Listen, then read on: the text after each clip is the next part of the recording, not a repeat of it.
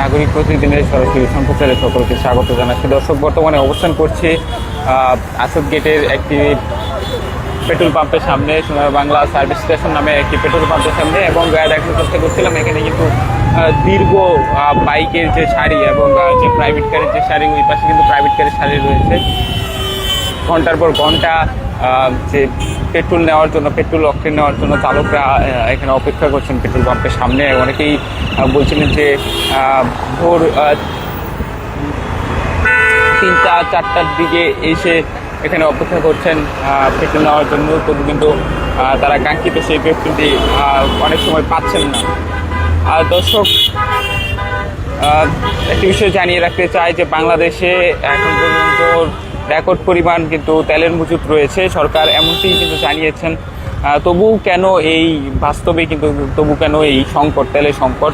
Petrol পাম্পে আসলে কিন্তু তেলের সংকট দেখা যায়, যে দীর্ঘ লাইনের সারি দেখা যায়, বাইকের সারি, বাইক এবং যে যানবাহন রয়েছে অন্যান্য যানবাহন, সেই যানবাহনের সারি কিন্তু দেখা যায়।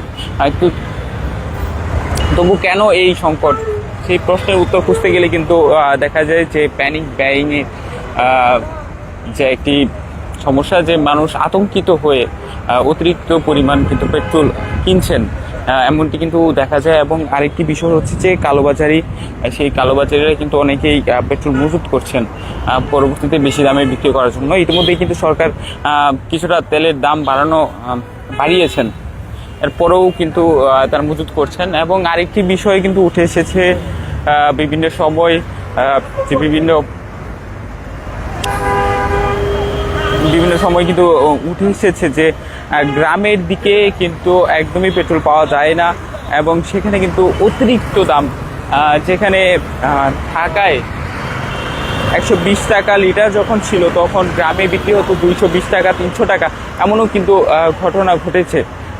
সেখানে কিন্তু একদল এখানকার বাইকার বা কালোবাজারিরা তারা কিন্তু মোটরসাইকেলে তেল লোড করে তারা সেই গ্রামের দিকে গিয়ে তারা সেখানে অতিরিক্ত বেশি দামে বিক্রি করতো।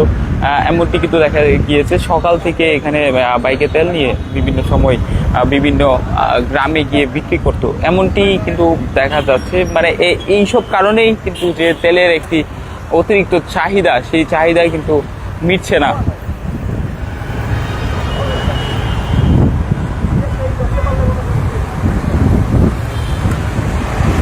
এবং দর্শক, আরেকটি বিষয় জানিয়ে রাখতে চাই যে বাংলাদেশে বর্তমানে যে পেট্রোল অকটেনের দাম কিন্তু বাড়ানো হয়েছে, এবং পেট্রোলের দাম কিন্তু দর্শক 15 টাকা বাড়ানো হয়েছে, এবং অকটেনের দাম 20 টাকা বাড়ানো হয়েছে। যেখানে অকটেন ছিল 120 টাকা লিটার, সেখানে কিন্তু এখন বর্তমানে অকটেন 140 টাকা লিটার, এবং যেখানে পেট্রোল ছিল 115 টাকা লিটার, সেখানে কিন্তু এখন বর্তমানে পেট্রোল 135 টাকা লিটার। দর্শক, এমনটি কিন্তু বাড়ানো হয়েছে, এবং যে ডিজেল থেকে শুরু করে সকল তেলের দামই কিন্তু বাড়ানো হয়েছে। যেমনটি জানেন যে মধ্যপ্রাচ্যের যে যুদ্ধ পরিস্থিতি ছিল, ইসরায়েল, ইরান এবং যুক্তরাষ্ট্রের যে ত্রিমুখী যুদ্ধ ছিল, সেই ত্রিমুখী যুদ্ধের কারণে কিন্তু তেলের যে একটি সংকট, হরমুজ প্রণালী কিন্তু বন্ধ করে দিয়েছিল ইরান। সেই হরমুজ প্রণালী বন্ধের পরপরই কিন্তু যে একটি কৃত্রিম সংকট দেখা দিয়েছে তেলের, সেই তেলের সংকট কিন্তু যে দক্ষিণ এশিয়ার যে দেশগুলো রয়েছে, বাংলাদেশ থেকে শুরু করে মালয়েশিয়া, ইন্ডিয়া, সকল দেশেই কিন্তু একই সংকট দেখা দিয়েছে। এর পরবর্তীতেই কিন্তু যে তেলের একটি চাহিদা, সেই চাহিদাও বেড়ে গিয়েছে। মানুষ আতঙ্কিত হয়ে পড়েছে, যে তেল মানুষ কিন্তু বেশি বেশি কেনার চেষ্টা করছিলেন, অতিরিক্ত বেশি দাম দিয়েও কিন্তু তেল কেনার চেষ্টা করছিলেন, ঘন্টার পর ঘন্টা দাঁড়িয়ে তেল কেনার চেষ্টা করছিলেন। এর পরবর্তীতেই যে সারা বিশ্বে একটি তেলের সংকট দেখা দিয়েছে। এখন বর্তমানে যে ইরান ইসরায়েল যে যুদ্ধ, সেই যুদ্ধ বন্ধ হয়ে গিয়েছে, এবং এর পরবর্তীতে হরমুজ প্রণালী কিন্তু খুলে দেওয়া হয়েছে। এখন তবু বাংলাদেশে যে তেলের সংকট, সেই সংকট কাটছেই না দর্শক। এমনটি কিন্তু বিভিন্ন পাম্পে গেলেই দেখা যাচ্ছে, ঘন্টার পর ঘন্টা যে দাঁড়িয়ে থেকে তেল নিতে হচ্ছে, এমনটি কিন্তু আগে কখনোই দেখা যায়নি। এবং সরকারের তথ্য মতে কিন্তু জানানো হয়েছে যে রেকর্ড পরিমাণ মজুত কিন্তু রাখা হয়েছে বাংলাদেশের যে বর্তমানে যে তেল রয়েছে, রেকর্ড পরিমাণ তেল রয়েছে। কোনো তেলের সংকট নেই, সরকারের পক্ষ থেকে কিন্তু এটাই জানানো হয়েছে। তবু এই সংকট কমছেই না দর্শক। রাজধানীর প্রত্যেকটি তেলের পাম্পেই একই অবস্থা দর্শক, দেখা যাচ্ছে যে একই অবস্থা বিরাজ করছে, যে ঘন্টার পর ঘন্টা গরম, তীব্র গরমের মধ্যে দাঁড়িয়ে থেকেও কিন্তু তেল দিচ্ছে সকল বাইকার বা যে যানবাহন চালকরা, সকলে কিন্তু তেল নিচ্ছে। এটির কিন্তু কারণ খুঁজতে গেলে কিন্তু একটি জিনিস লক্ষ্য করা যায়, যে কালোবাজারিরা কিন্তু মজুত করছেন তেল, এবং অনেকেই যে খোলা বাজারে বিক্রি করছেন, এই যে পাম্প থেকে তেল নিয়ে বেশি দামে খোলা বাজারে বিক্রি করছেন, এমনটি কিন্তু দেখা যায় দর্শক। গ্রামের দিকে কিন্তু এই যে বিষয়টি কিন্তু বেশি দেখা যায়, যে খোলা বাজার থেকে বেশি দামে কিনছেন তেল, এবং সেখানে তেল না পেয়ে মানুষ অতিরিক্ত বেশি দামে বিক্রি করছেন এবং সেখানে কিনছেন। যে বাইকাররা এবং প্রাইভেট কার যানবাহন চালকরা কিন্তু অতিরিক্ত বেশি দামে খোলা বাজার থেকে তেল কিনছেন। এবং আরেকটি বিষয় হচ্ছে যে মানুষ আতঙ্কিত হয়ে অতিরিক্ত, যে তার প্রয়োজনের চেয়ে বেশি অতিরিক্ত তেল নিয়ে যাচ্ছে, সেই জন্য কিন্তু একটি যে সংকট, সেই সংকট থেকেই গেছে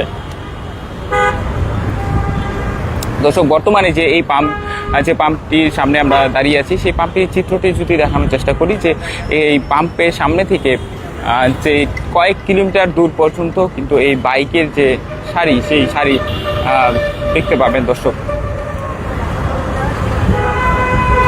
যে আসাদ গেটের যে সোনার বাংলা ফিলিং স্টেশনটি রয়েছে, সেই ফিলিং স্টেশনের সামনে থেকে একদম যে মোহাম্মদপুর যে টাউন হল রয়েছে, সেই টাউন হল পর্যন্ত এই বাইকের সারিটি গিয়ে ঠেকেছে দর্শক।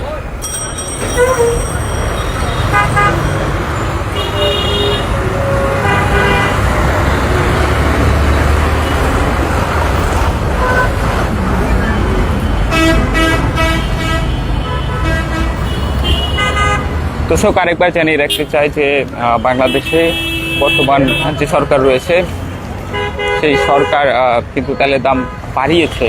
এই তেলের সংকটের কারণে যে অকটেনের দাম কিন্তু বাড়ানো হয়েছে 20 টাকা, 140 টাকা লিটার করা হয়েছে, এবং পেট্রোলের দামও কিন্তু বাড়ানো হয়েছে, এবং সেই সাথে ডিজেল থেকে শুরু করে কেরোসিন, সকল যে জ্বালানি তেলের দাম কিন্তু বাড়ানো হয়েছে দর্শক, এবং জেট ফুয়েলের দামও কিন্তু বাড়ানো হয়েছে। তেমনকি একটি বিজ্ঞপ্তির মাধ্যমে জানানো হয়েছে যে সকল তেলের দাম কিন্তু বাড়ানো হয়েছে। তবু যে মানুষের যে চাহিদা তেলের, সেই চাহিদা মিটছেই না, এবং সকল মানুষ দেখছেন যে দীর্ঘ লাইনের যে সারি, সেই সারি ঘন্টার পর ঘন্টা মানুষ দাঁড়িয়ে থেকে কিন্তু পেট্রোল নিচ্ছে দর্শক। এবং রাজধানীর প্রত্যেকটি পাম্পের চিত্র কিন্তু একই রকম দর্শক। সরকার কিন্তু বলছে যে বাংলাদেশে কোনো তেলের সংকট নেই, রেকর্ড পরিমাণ মজুত রয়েছে তেলের। তবু দর্শক, যে এই পাম্পগুলোতে কিন্তু যে বাইকের সারি এবং যে যানবাহনের সারি, সেই যানবাহনের সারি কমছেই না দর্শক। দেখতে পেলেন যে আমরা কিন্তু বেশ কিছুটা হেঁটে এসেছি আপনাদের দেখানোর জন্য, তবু কিন্তু যে বাইকের যে সারি, সেই বাইকের সারি যে শেষ কোথায়, সেই শেষ আমরা কিন্তু খুঁজে পাচ্ছি না। এমন চিত্রই কিন্তু দেখা যাচ্ছে যে বিভিন্ন পাম্পে দর্শক, যে আসাদ গেটের যে পাম্পটি রয়েছে, সেই পাম্পের চিত্র কিন্তু বর্তমানে দেখানোর চেষ্টা করছি।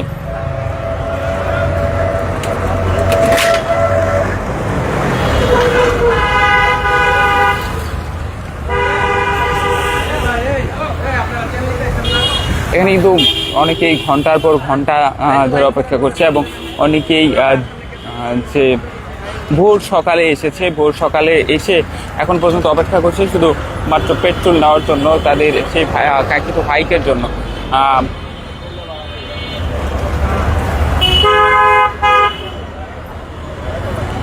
দর্শক, যেটি বলছিলাম যে এই আসাদ গেটের যে পেট্রোল পাম্পটি রয়েছে, সেই পেট্রোল পাম্প থেকে মোহাম্মদপুর টাউন হল পর্যন্ত গিয়ে থেকেছে এই যে বাইকের সারি। অপর পাশে কিন্তু যে আসাদ গেটের যে ওই পাশের রাস্তাটি রয়েছে, সেই ওই পাশের রাস্তার মধ্যেই কিন্তু যে প্রাইভেট কারের সারি রয়েছে দর্শক।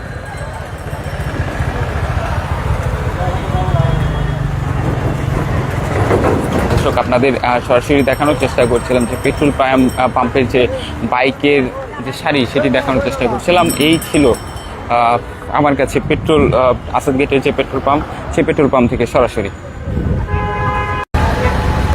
দুই প্রতিদিনের সরাসরি সম্প্রচারে সকলকে স্বাগত জানাচ্ছি। দর্শক, বর্তমানে অবস্থান করছি আসদ গেটের একটি পেট্রোল পাম্পের সামনে, সোনার বাংলা সার্ভিস স্টেশন নামে একটি পেট্রোল পাম্পের সামনে, এবং দেখার চেষ্টা করছিলাম এখানে কিন্তু দীর্ঘ বাইকের যে সারি এবং যে প্রাইভেট গাড়ির যে সারি, ওই পাশে কিন্তু প্রাইভেট গাড়ির সারি রয়েছে। ঘন্টার পর ঘন্টা যে পেট্রোল নেওয়ার জন্য, পেট্রোল অকটেন নেওয়ার জন্য চালকরা এখানে অপেক্ষা করছেন পেট্রোল পাম্পের সামনে। অনেকেই বলছিলেন যে ভোর 3-4টার দিকে এসে এখানে অপেক্ষা করছেন পেট্রোল নেওয়ার জন্য, তবু কিন্তু তারা কাঙ্ক্ষিত সেই পেট্রোলটি অনেক সময় পাচ্ছেন না। আর দর্শক, একটি বিষয় জানিয়ে রাখতে চাই যে বাংলাদেশে এখন পর্যন্ত রেকর্ড পরিমাণ কিন্তু তেলের মজুত রয়েছে, সরকার এমনটিই কিন্তু জানিয়েছেন। তবু কেন এই বাস্তব